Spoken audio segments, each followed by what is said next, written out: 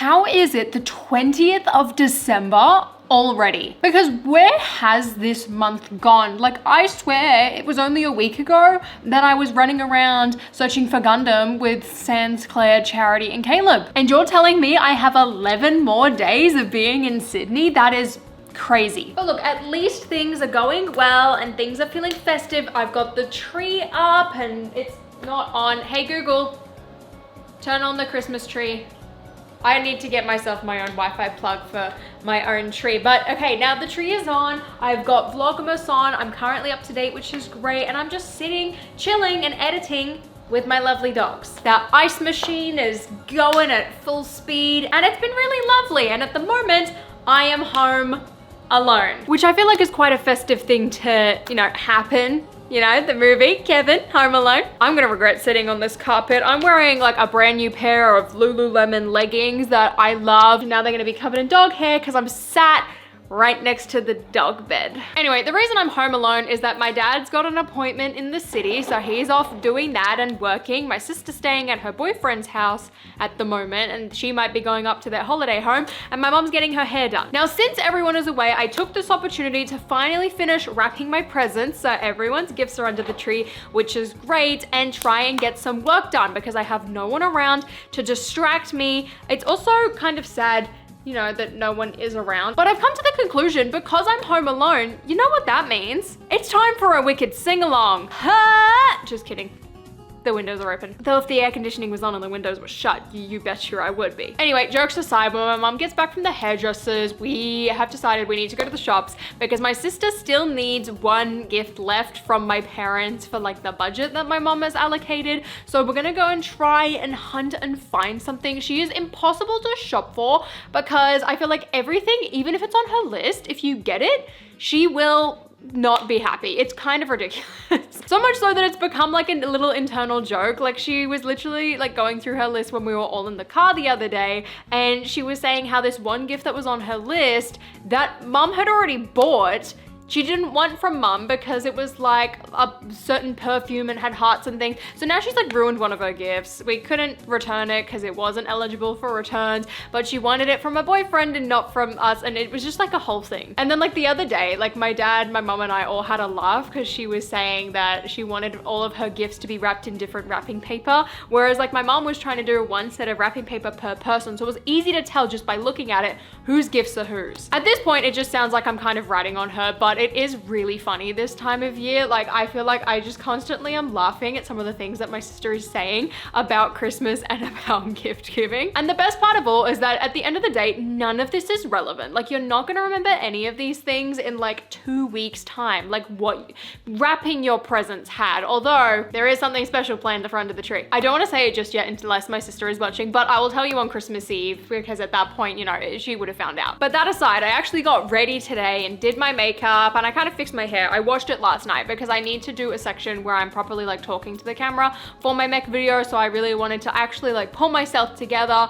And it's actually quite nice because it just makes you feel a little bit better. But sometimes I just can't be bothered to put in that like little extra bit of like 10 minutes to make myself feel better, which is kind of stupid. But at the moment, I'm gonna start to edit the voiceover that I shot yesterday so I can put this camera on charge and have it be ready so that I can go and do that voiceover, because I feel like my mom's only gonna be out for probably another hour, and I wanna get this done before she gets back because of the fact we're gonna head out. Is this a good angle for a video? I'm trying to work that out. Also, I look very tan in my viewfinder right now. Apologies for looking at myself. I'm just so cool because I'm trying to figure out if this is a good angle or not. I mean, the lighting I feel like is the best I'm gonna get if I film it because I don't have my lights with me. Also, I guess there's some Lego in the background.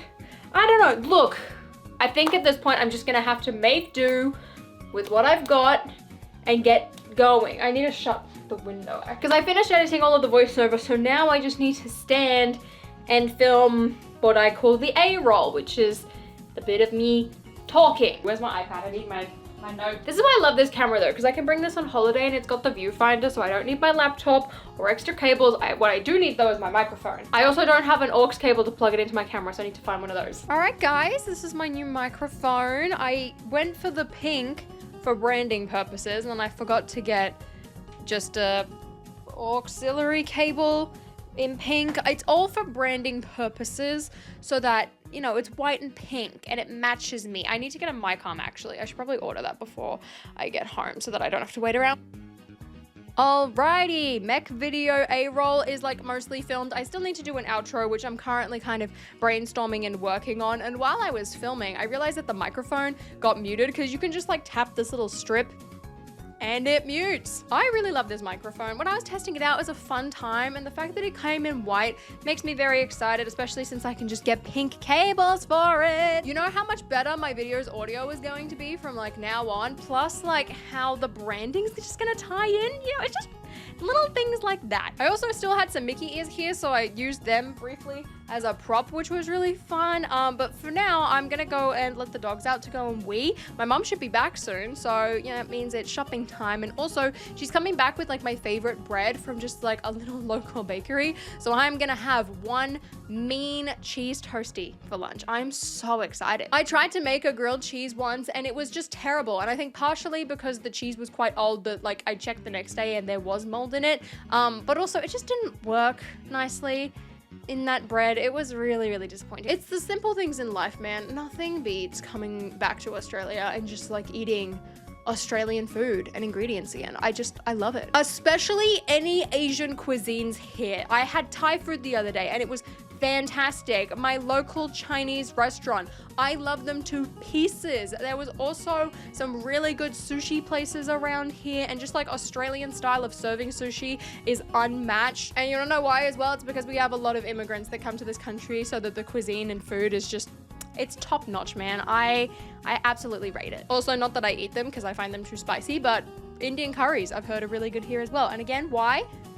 Immigration, guys, it's important. I'm an immigrant, but what do I bring to the country?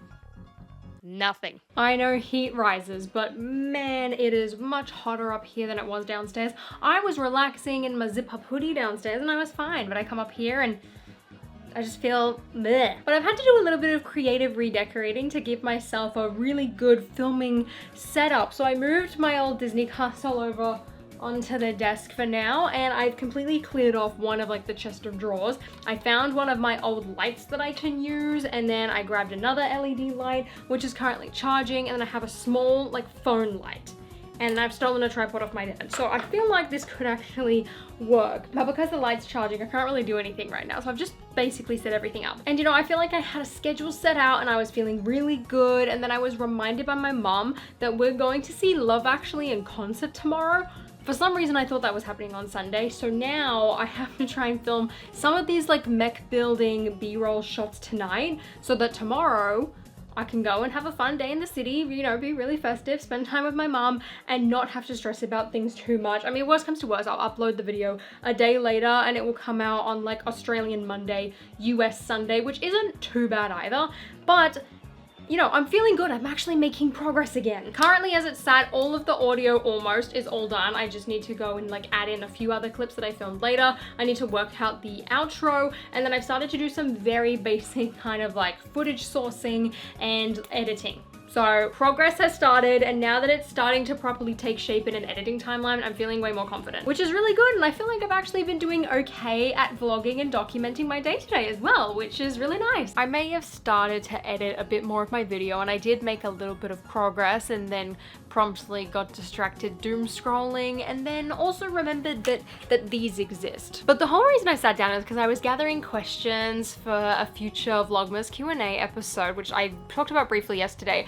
And I wanted to discuss and kind of have a conversation about this one comment that I got from TJ, which says, "You have so many collections, I don't know how you're not bankrupt. It would be an interesting topic, how to be a collector without going broke. No need to talk about personal details, just general advice." And I thought this was really, really relevant for me today because I was entering and just kind of updating my like 2024 budget spreadsheet, and also setting up a little bit more of my 2025 one. Now that is my first thing. A couple of years ago, I created myself a custom spreadsheet where I would document every single purchase I had made. Now this for me was really important, one, because I have my own business and I needed an easy way to be able to consolidate and track all of my business expenses, because otherwise tax time was a nightmare. I also needed to be able to track all of my different income streams and how much money I'm making, and then it gave me a really good idea of what my ingoings versus my outgoings were, which when moving was especially important to make sure that I wasn't dipping too much into my savings, if at all. Because throughout last year, I was using my savings in order to pay my immigration lawyers to actually get my visa, and my one major goal when moving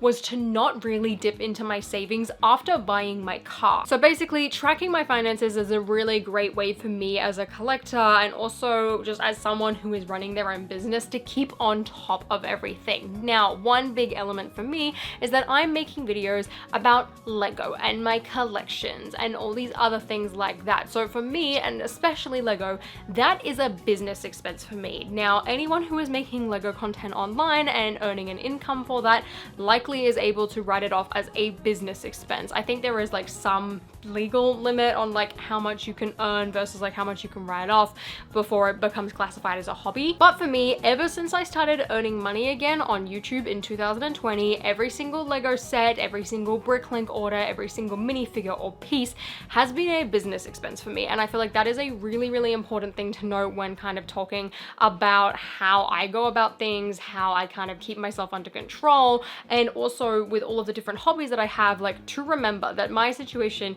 is going to be different from the vast majority of people. So you are absolutely right. I do have a ton of different collections and a ton of different hobbies. And if I did not kind of contain myself or restrain myself in any sort of way, it would definitely get out of hand. And I don't think I would be able to afford it all, because my main goal in life, especially right now, going into next year, is to be able to add a lot of money into my savings. I one day want to be able to buy a house. So now that all of my big life expenses are over and I have a better idea of how much I'm now making having moved to a different country, my main goal is to save a ton of money. And I kind of had a realization as well recently where I was just like thinking about all of the stuff I own, and to be honest, it overwhelmed me. Like compared to some other people, especially in the Lego space, I feel like, you know, I'm not too bad. I'd say I'm probably maybe average. I definitely have more stuff than the normal person should. A lot of it I can use to make videos, which is why I have it or why I need it, alongside the fact that, you know, it is just fun to want and collect Lego in general. But I feel like I look at some other Lego creators and that I feel like would just completely overwhelm me and consume me. And the way I'm feeling right now, I don't want to become that. But before I delve into that more, I kind of want to go through an overview of some of like the most recent hobbies and collections that I have going right now to kind of give you a little bit of context. So firstly, something that I have done over the last couple of months, and I guess like year at this point, is reading. Now I feel like comparatively, this is probably one of the cheapest things. I mean, an average book can cost anywhere between $12 and I feel like $25. And if I'm only reading, let's say 26 books a year, because that was kind of my goal for this year, you know, that is this amount of money. I can't do it off the top of my head. With that said, I invested in a Kindle, so some of the books I now buy digitally just so that I don't have a physical item, although something like a book, I love the physical look of it, and sometimes you can get things for free on like Stuff Your Kindle days, or maybe Amazon will do a special and give you a free book, which is currently one I'm reading right now, or some of them are just older ones. So I feel like reading is definitely the cheapest kind of them, because I'm not buying a ton of books constantly. I'm really cautious about when I'm buying books and what books I'm buying. Secondly is the most recent one, which is probably going to be very light and just like entry level compared to some of my other hobbies, and that is model kit building. I have a couple of Gundam and model kit builds and I'm really enjoying it. The only real extreme things that I've bought is panel liner. I also bought a couple of tools, which I got those secondhand off my friend Caleb, so you know, I did save a little bit of money there. And you know, these Pokemon kits, they are relatively cheap. I mean, these kits in general, for the amount of time that you can really sink into them, I think is really good value. But again, I'm trying not to buy too many of them because I have all of these other hobbies. Then we have Funko Pops. This one in particular is probably a terrible example because this one was actually a birthday gift. However, my Funko Pops, I try to only stick towards Star Wars specifically. I don't have any Disney Funko Pops. I have one Harry Potter one, which was a gift to me. The rest of them, for the most part, are either Star Wars or they're Christmas decorations. Like I have a Christmas Groot, Piglet, Spider-Man, fan. I do have a couple of Marvel ones, thinking about that now. I've got some of my Barbie ones. I try to be really, really cautious about which ones I buy. I also only buy ones that I think are really cool. The only ones that I will kind of collect per se are Queen Amidala and Padme Amidala ones. Lastly, that brings us to Lego, which is not only my favorite hobby and the one I kind of engage in most along with collections, but it is also the one that relates directly to my job. So naturally, I am going to have the most amount of Lego. Now within Lego, one of the ways that I try to restrict myself is by only sticking to very specific themes. So my main themes are Harry Potter, Star Wars, and Disney. I don't really venture outside of that too much. I mean, I definitely dabble in the Formula One car range, specifically with the McLarens, and next year I do plan on buying one of every team of the Speed Champions ones. I have a couple of the Wicked sets, which luckily, you know, for me, that's only 2 of them. And then occasionally, if there's a really good model or something that just like really, really interests me, I will buy a Creator 3-in-1 set or a Icon set or an Ideas set is another one. But I try to be very, very strict with based on what my interests are and what I just love in other areas of my life, or is it a really, really cool model that just really excites me. Also with Lego, the only thing that I at this point want to collect, I guess like everything of, is anything related to Padme or Queen Amidala, because she is my favorite Star Wars character. I guess as well, I also want to have every Disney princess minifigure, and at some point I would like to have every single Toy Story set. However, those are kind of like really small niche groups, I guess, within the thing. I gave up on collecting every Harry Potter set because I realized that it was just becoming too much for me to keep track of, store, house, and there was a lot of things that I just did not really like, and I was just buying it for the sake of completing it, and I couldn't do that. And that has been a major factor for me in managing all of my collections. With my Padme collection in particular, I like to just get any little Padme thing I can. I'm not interested in collecting everything, but if I see something that is Padme related or a little figure or a plushie of Padme, I do naturally want it. Actually, that's another one I really like is Black Series. It's again a very small collection that I have going. I only really have my favorite characters, and being strict is the best way if you have multiple collections and multiple interests to kind of restrain yourself. Oh dear, that's another one I completely forgot about is my vinyls. I've started to buy vinyls, haven't I? Yeah, okay, so I do have a lot of collections, as you can see. Now going back to the writing off aspect of it, there are only a couple of them that I do write off. For example, these model kits, because they have been a major factor in these vlogs and I have made money, you know, making the videos about building model kits and visiting the stores, I will be writing these things off in my taxes, my panel liner, all of my model kits, the tools, I guess, as well. All of those will be tax deductions for me at the end of the year because they have related to the videos. Same with Lego. Anything Lego, it is being written off. Books, however, I haven't really made a specific video about specific books. I mean, I did my yearly recap, but I don't think that that is a really good justification for writing off all of the books that I've bought. It's just like talking about them in one video. Like if I did more reading vlogs and things like that and made books a bigger part of the Holly On Air channel, then yes, I would probably write off the books too. However, for this financial year, I am not writing them off. My Funko Pop collection is a little bit more wishy-washy. The ones that I've included previously in maybe like big combined hauls, like typically I would add those to my tax deductions, but for the most part, I don't write off my Funko Pops. I just buy them and collect them for the joy of it. Same deal with my vinyls. I just buy them for the sake of it. Those are not tax deductions for me. Like really, it is just majority of the Lego. Any like cosplay outfits or things that I buy and use in videos, those will be tax deductions, and now the model kits, because that was a part of Vlogmas. And because I have all of these different hobbies, this is really where keeping track of my finances comes into play, because I write down every single thing. And in my finances specifically, there is a section that I have that is titled Lego, and there's a section titled collectibles and books and things like that, just to kind of divide it so I can actually see the running totals of how much money I've spent throughout the year, because it is really, really important for me to keep track of that and make sure that I'm not going completely overboard. It is so easy to do that with collections, and it is a really big thing when it just comes to your mindset. Like right now, I'm in the space of like, hey, I don't really need so much clutter. I need to slow down buying things and really just focus on things that I'm getting a lot of entertainment out of. Like for example, a book, I'm gonna get thousands of hours of entertainment out of this, and it's like what, $18. Similarly with a model kit, like I can get a lot of hours out of this for not very much money, and that is awesome. Now with Lego, previously I would sell sets that I am no longer interested in if it's just kind of been sat there for a while, and I'm very used to kind of recycling through my Lego and selling things and then making room for new things. However, now that I'm trying to get more into mock building, I have definitely changed my mindset on how I'm treating old sets. Like, I no longer think, okay, I'm gonna get rid of this. Like, I will think, oh, you know what? Let me part it out and then I can use those pieces to then build other things. However, if you are not a mock builder and you don't want to do your own builds and you don't want to do any of that stuff, I would definitely get rid of old sets that you're no longer interested in.